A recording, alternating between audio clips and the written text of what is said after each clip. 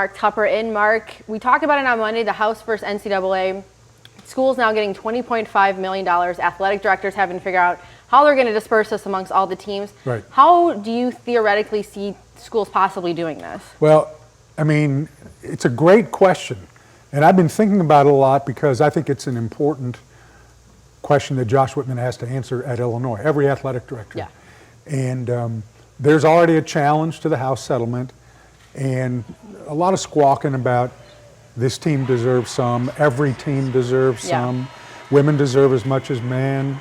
I think if Josh Whitman's job, and part of this is part of Josh Whitman's job, is to look after the financial health of the overall athletic department, that you have to give the most money to the programs that generate the most money. And that's football and men's basketball, and then women's basketball is growing. Yeah. I think in different schools, the number 3 might be different. At Nebraska, volleyball. Yes. At Iowa, well, based on what's happened in the past, women's basketball, will that be like that going forward? Other schools have programs that, Connecticut women's basketball. So I'm curious to see too.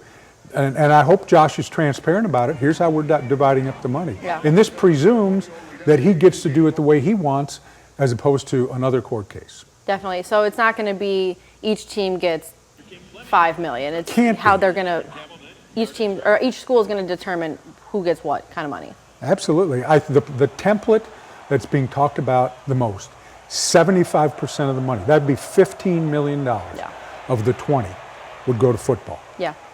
10% would go to men's basketball. That's 90% of it's gone. Yeah. Now you got 10%.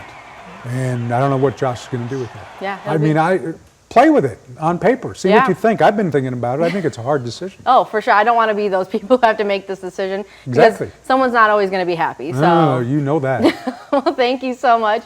And tune in on Monday for another Tupper's Take.